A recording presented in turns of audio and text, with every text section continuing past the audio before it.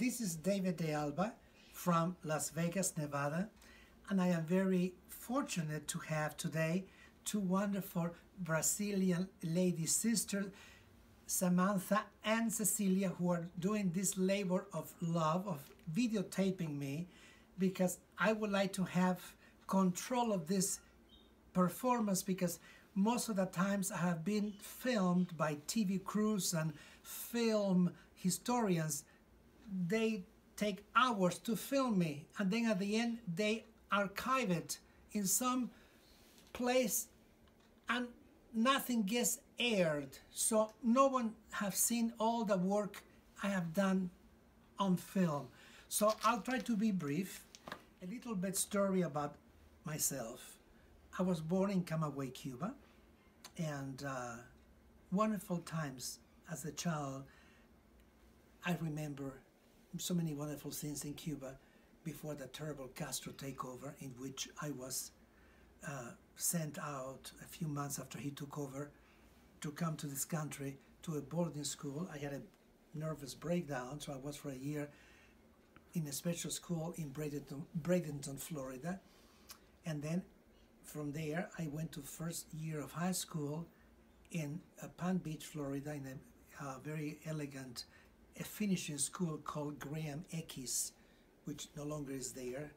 And then from there, the second year of high school, of all things, I was sent to a military school in West Virginia because my parents had no more money, and with some kind of a governor, they got a scholarship for me to go to a school. Now, the military school didn't make me butch, but the only thing I learned was discipline, and that discipline carried to the rest of my life. Then after 1 year in that school in West Virginia called Greenbrier, I was sent to Chicago, where my parents were living, and I finished high school at SENN, S-E-N-N High School. I finished my high school there, and I took 1.5 years of college at Wright Junior College. But then they had an aptitude test to see, trade schools came in to see if we didn't want to finish college, what we could do.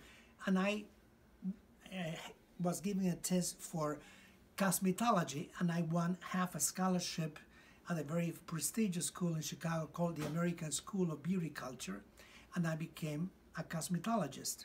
Then my mother says, you better specialize in that field. So I took extra courses in wig styling and bleaching and haircut and everything you can think of.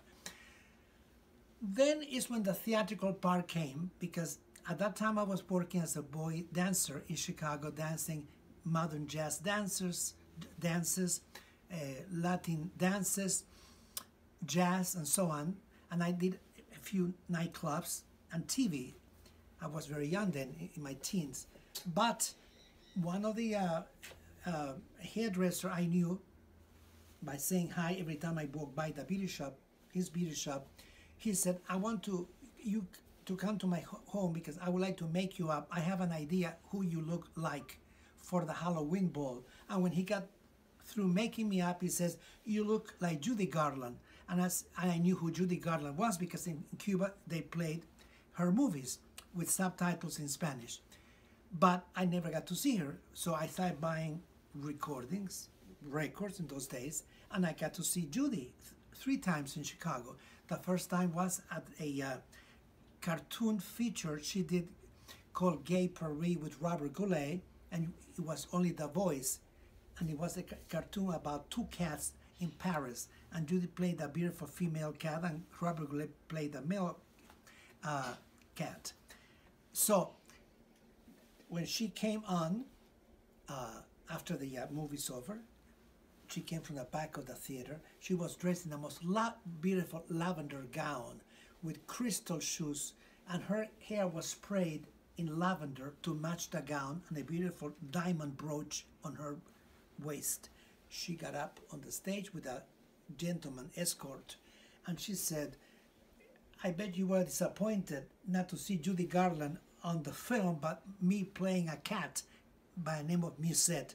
And people clapped. And then she took a bow, and her brooch fell down, so she picked it up and she put it back again. She says, I lost more things in my life. Then after that, a year later, she came to Chicago.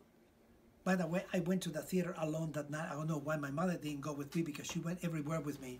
So next time she came, she sang at the HERI Crown Theater in Chicago. She came with her 2 children, Lorna and Joey. Joey played the drums and Lorna sang as part of the show.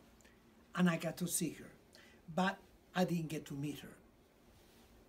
But the last time was in 1968 at the Chicago Opera House, when finally I got to meet her. And after the show was over, her estranged husband, the father of Joey and Lorna, came out from backstage, and he said to the audience waiting for Judy, "She's sweating backstage, so it will take a long time before she comes out." So one girl from the fan club said, "Movie stars don't sweat, they perspire." I thought, oh my God, this guy is German. He's going to bust into fury. So he left, he didn't pay attention, and then Joey and Lorna went after him to a limousine outside. Finally comes out Judy, dressed in a beautiful beige cocktail dress with feathers. And people were lined up in 2 rows, one here and one here. So she came to say hello and hello and hello. Finally, I'm here, and my mom is here, and Judy's here. And she says, "Did you like the way I sang?" I said, "Of course." And my mother says to her, "Judy, please kiss him. He loves you." So Judy kisses me here, and she says to me, "And who is this lovely lady?" And I said, "This is my mom, Tila." Now Judy looks all of a sudden like a little girl from the Wizard of Oz, Dorothy Gale. She becomes a little girl, and she says to me, "Oh, how I wish I would have had a mother like you have." Those who know about Judy, they know that her mother was very hard on her and caused a lot of problems for Judy when she was young. So that's why she said, "I wish I had a mother like you have." Then, being a teenager, I forgot to bring some kind of a camera to take a photo with her, Polaroid in those days, or I had a playbill for her to sign, but I said, "Oh, Judy, I wanted to tell you, I'm from Cuba, and I perform on the stage here, and I impersonate you every weekend." And she says to me in a very modest way, "Do you like me that much?" I said, "Of course I like you that much." She says, "Darling, I would love to come and see you, but I have to leave Chicago tomorrow because I'm going on tour, but I really would love to see you." And then goodbye. She said goodbye. She started saying hello to other people, and I said to my mother, "Wait, I want to see her outside." So I ran outside, and Judy goes into the limousine, kisses her 2 children, waves goodbye, and the window goes up. 8 months later, she passes away in London. Now, my tribute was only like 2 songs at that time in Chicago, but then I haven't met my partner to be Paul yet. So when I went to San Francisco, and eventually I got to get a job at the world famous Finocchio Club. I like to do a costume change for you now. I'll tell you what happened when I went to San Francisco, and how Finocchio's started, and how my second happiest part of my life came about when I left Chicago and went to San Francisco to live. So now I am in San Francisco, and I got to meet some of the famous performers at the Finocchio Club. Life is sarcastic, because when a boy is feminine, people make fun of. But at Finocchio's, it paid to be a feminine boy, because everybody in the show had to work in drag. And people from all over the world came to see these boys made up as females, but they sang, they danced, they did not lip sync like most of the drag reviews people see.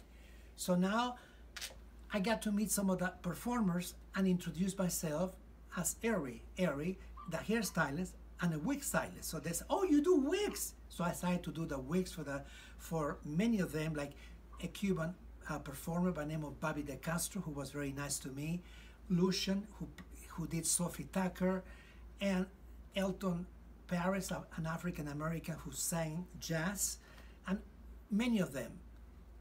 But then when I told them, you know, I do Judy Garland in the show in Chicago, and I sing. Oh, you sing? Oh, we have to let Mrs. Finocchio know about it. So I got my foot at the door doing hair, but then when they said, why don't you talk to Mrs. Finocchio? And I told her, she took a liking into me, and she also liked Paul, because by that time Paul was my new loving partner. Very elegant gentleman with class and good manners, just like my parents had. So anyway, Mrs. Finocchio says, well, why don't you come for the first show, I forgot, next week or the week after, and do an audition for me. I said, oh my God. So now I went, and the MC, I don't know if he did it purposely or not, when I went on, he turned the microphone off, and I'm going on the stage, and people say, we don't hear you. Then all of a sudden they said to me from the wings, turn the mic on. So I turned the mic on, and I continue with the song. A very pretty song that went like this. La vida es una tómbola, ton, ton, tómbola. La vida es una tómbola, ton, ton, tómbola. De luz y de colores, de luz y de colores. Y todos en la tómbola, ton, ton, tómbola. Y todos en la tómbola, ton, ton, tómbola. Encuentras un amor, tómbola. And it goes on. It's a mambo rock from Spain. So I didn't get the job immediately, but 3 weeks later, Miss Finocchio calls and says, David, that was my name, HERI, yeah, HERI. Would you like to be part of my show? I said, oh my God. So my mother said, we have to get you some costumes and more arrangement because I didn't have enough. So I go there, and there were 4 shows. Thank God I knew about makeup, and I was very young and pretty, so that helped. So I knew how to do my wig and the makeup, and then costumes. But then the music, I have to find the musical director who wrote. I gave him the music from recordings in Spanish and English, because she wanted me to sing in Spanish and also in English. So I said, here are some of the songs I know. So he took the record. Bill, oh my goodness, I have a senior moment. The director of the orchestra, it will come to mind very soon. And he took the songs, and he did 4 pieces for piano, tenor sax, drums, and bass. So now I have arrangement, but there's 4 shows. So we have to have, and I would do 2 to 3 songs per show, so I have to have enough songs for 4 shows. Mrs. Finocchio said, I want you to be yourself.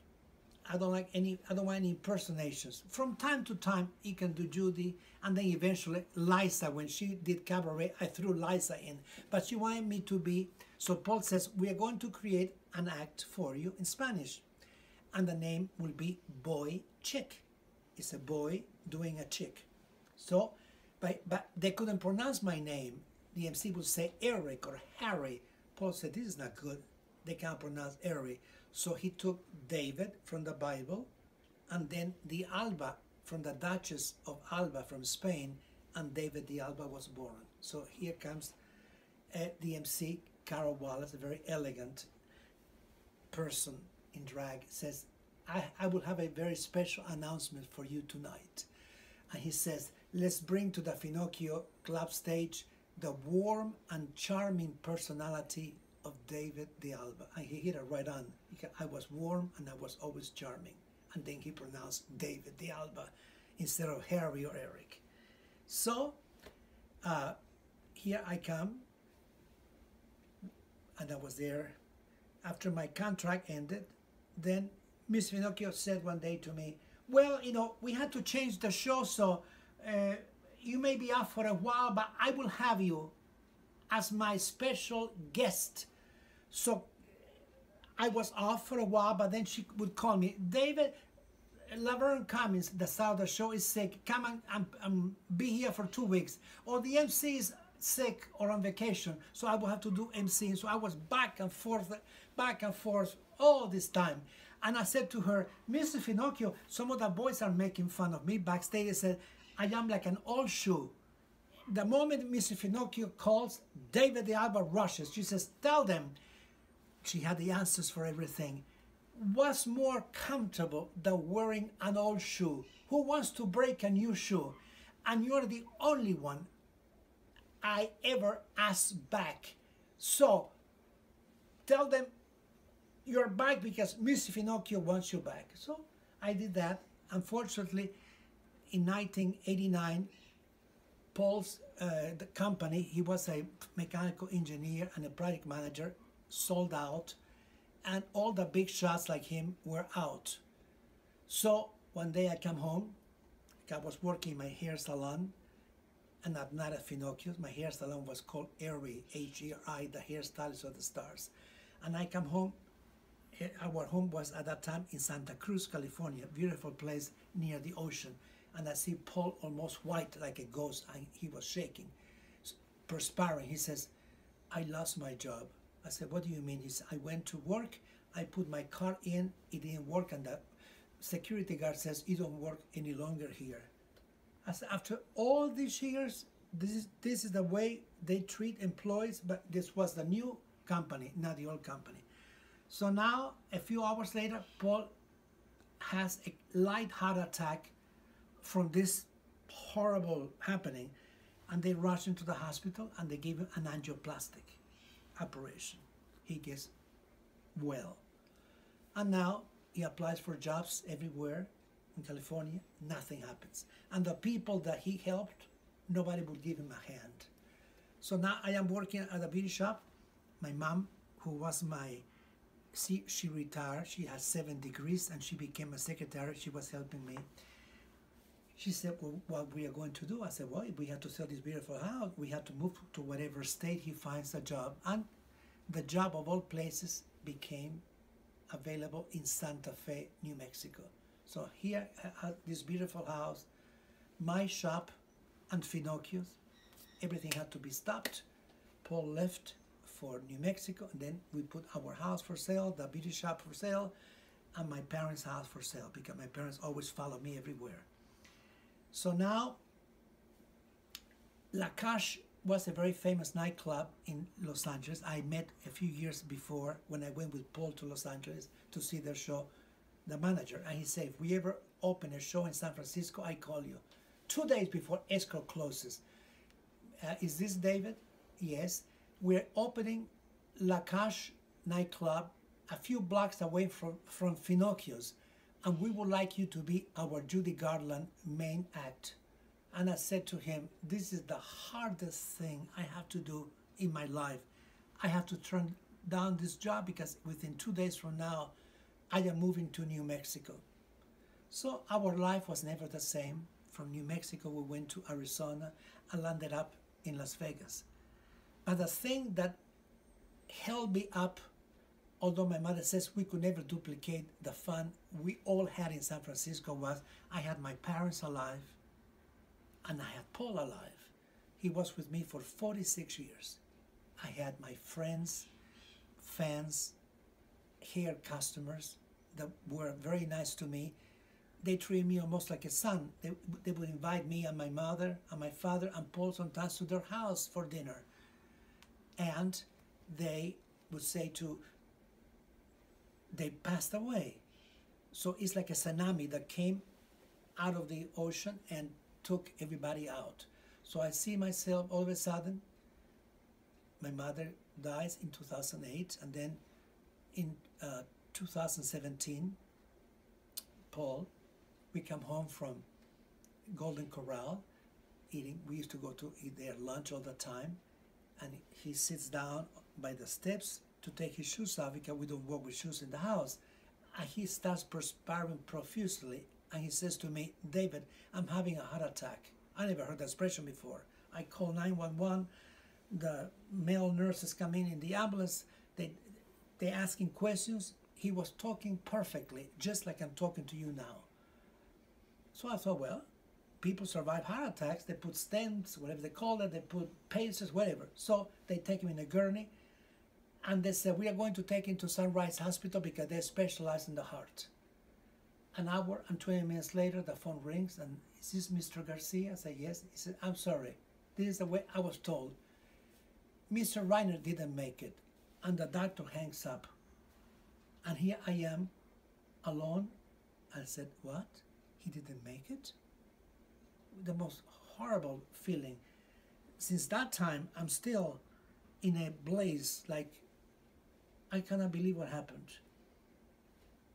Now, so my life went from happiness to ovations and flowers and doing hairdressing and being with wonderful performers on the stage, meeting famous people that came to the nightclub because it was world famous. I would have all kinds of famous movie stars coming backstage to say hello to me and to Laverne and to some of the other boys. To be all of a sudden in a beautiful home here, a shrine, alone. What a contrast. Now, people tell me, David, you have to remember what a wonderful past you had and be happy that you had that, because some people don't even ever had that. Yes, I'm very grateful for that. But then the contrast is so strong that it's very pale. It's like if you're born blind and you have never seen the light, you cannot appreciate a rainbow. But if you have had 20/20 vision for years and you go to war and you lose your eyesight and everything is black, it's not the same feeling. That's the way I feel sometimes, like I lost everything. So thank God I got pets and memories, but sometimes memories can be painful because we had such a wonderful life. People complain about their parents and about their husbands or wives, but out of 10 things, my mother and I, we got along with 8. Out of 10 things, Paul and I, we got along with 8. The blending was almost perfect. So if I had to make a movie, I would call it an almost perfect union. How hard or how easy it is to find, not easy, especially nowadays. But I go out and do this and do that, but I wanted to make this film so people can see that I'm still alive, that David the Alba is still alive, at least halfway alive. And I wanted to narrate something about you. I wanted to sing something for you. And here is the Mambo Rock La Tombola, my auditioning song as FINOCCHIO'S, that the boys in the cast liked it so much that from then on, instead of calling me David, they used to call me Tombola. I said, really? That's how much they like it. Okay. La vida es una tómbola, tom, tom, tómbola. La vida es una tómbola, tom, tom, tómbola. De luz y de colores, de luz y de colores. Y todos en la tómbola, tom, tom, tómbola. Y todos en la tómbola, tom, tom, tómbola. Encuentras un amor, tómbola. En la tómbola del mundo yo he tenido mucha suerte, porque todo mi cariño a tu número jugué, que yo he soñado con tu nombre.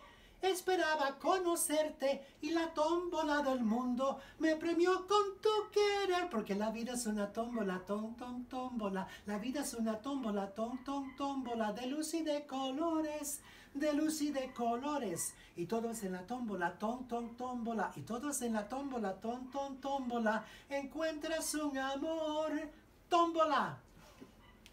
Now, Smile. and here's a song that a lot of the fans in Las Vegas, when I used to do Judy Garland on the stage, would say, David, sing Smile. And this is a song that Charlie Chaplin wrote. Beautiful song. Smile, though your heart is aching. Smile, even though it's breaking. When there's a cloud in the sky, you'll get by if you smile through your fear and sorrow. Smile, and maybe tomorrow the sun will come shining through for you. Light up your face with gladness, hide every trace of sadness. Although a tear may be ever so near, that's the time. You must keep on trying. Smile, what's the use of crying? You'll find that life is still worthwhile if you just light up your face with gladness, hide every trace of sadness, although a tear may be ever so near. That's the time. You must keep on trying. Smile, what's the use of crying? You'll find that life is still worthwhile if you just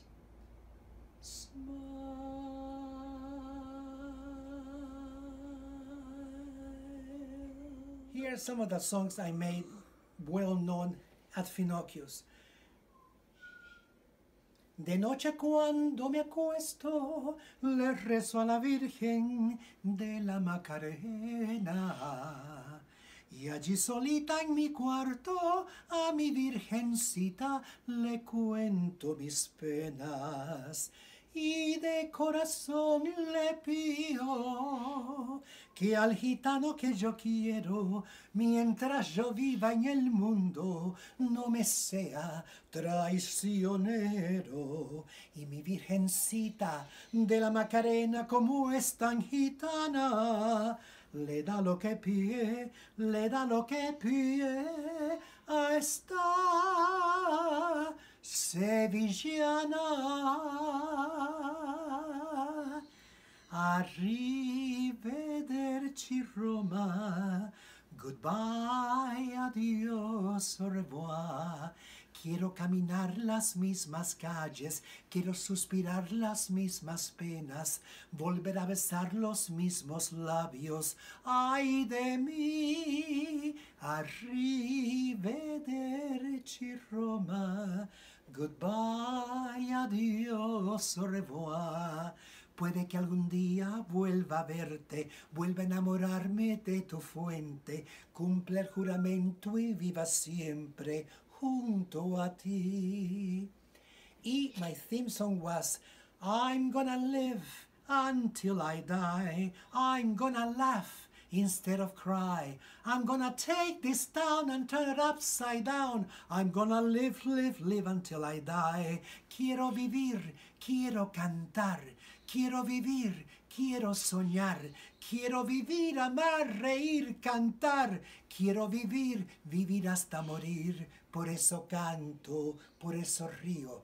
Vivo la vida, vivo feliz. Por eso canto, por eso río. Y digo así, aleluya, I'm gonna live until I die. I'm gonna laugh instead of cry. I'm gonna take this town and turn it upside down. I'm gonna live, live, live until I die. And now I remember the name of our musical conductor, Bill. Oh my goodness, just so many things in my mind. And he was a wonderful conductor. He did music, and he did the arranging and conducting, and it just so many things store in my mind. Sometimes I go.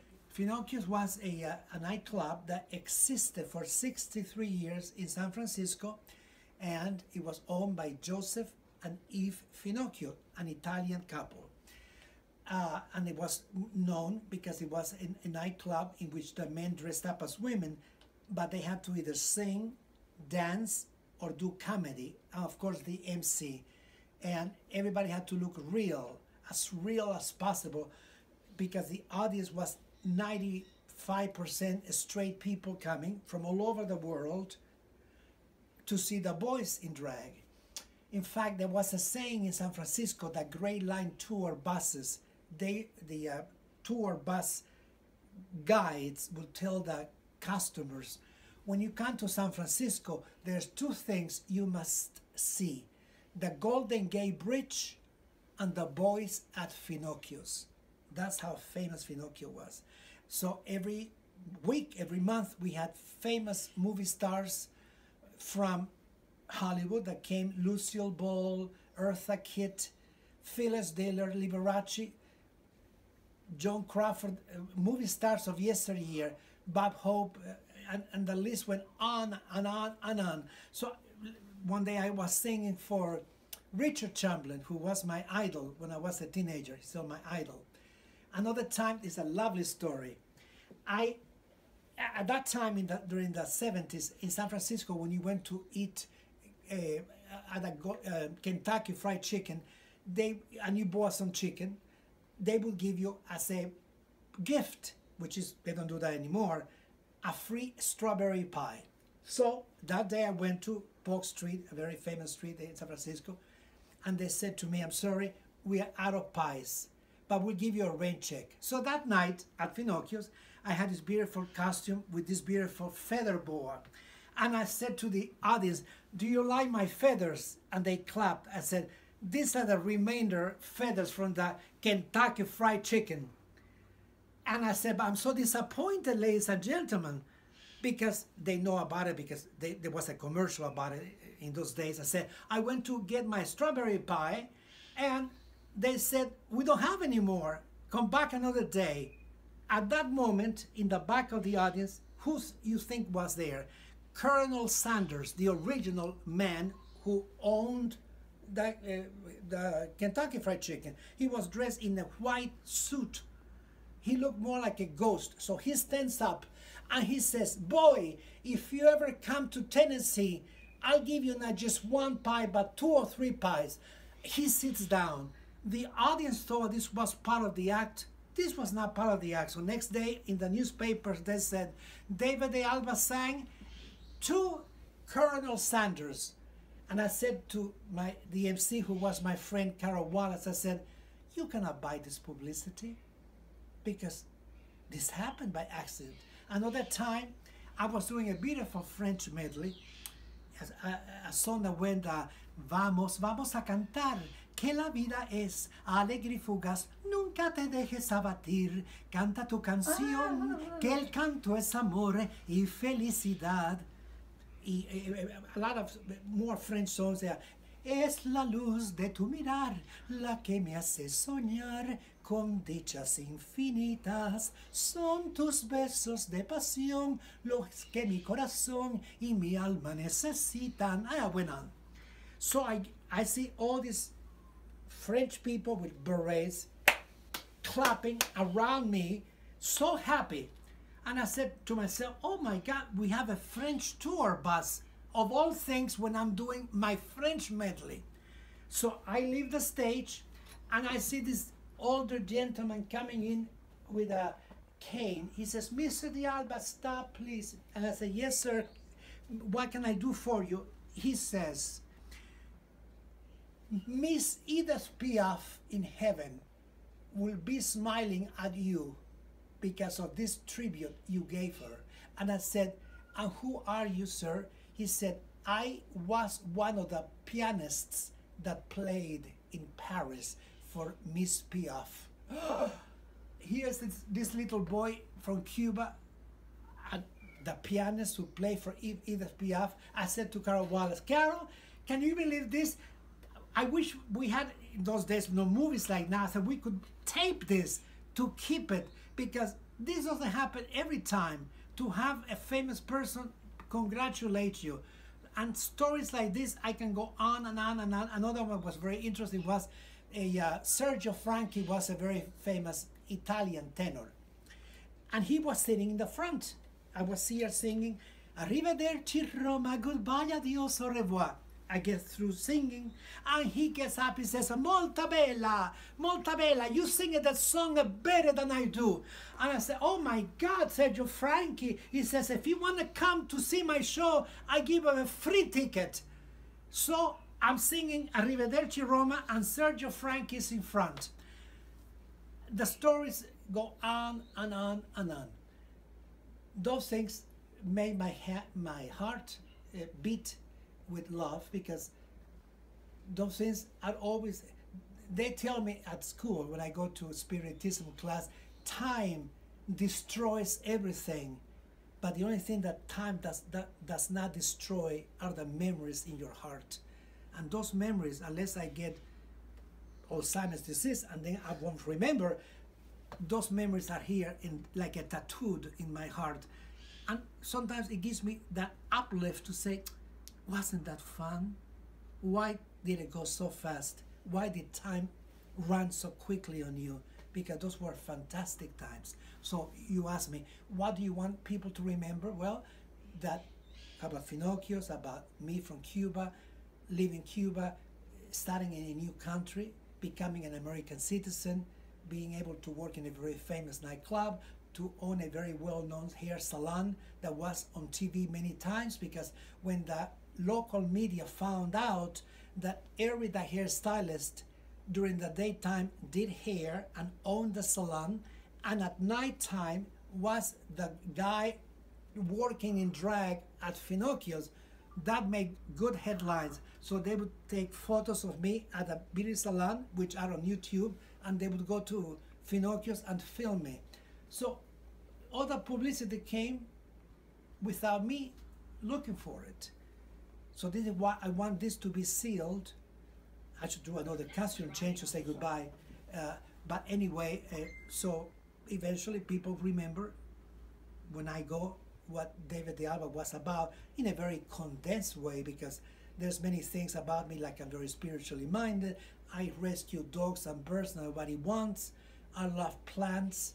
There's many other aspects about me that I don't talk about very often because people get bored unless they like plants and dogs. But there's many things about me. I should do, I know that. Here's a picture of my mom in 1967 when we went to see Judy Garland in Chicago. I did her hair then. And here's a picture of Paul with me taken about 5 years ago here in Henderson by the one of the casinos.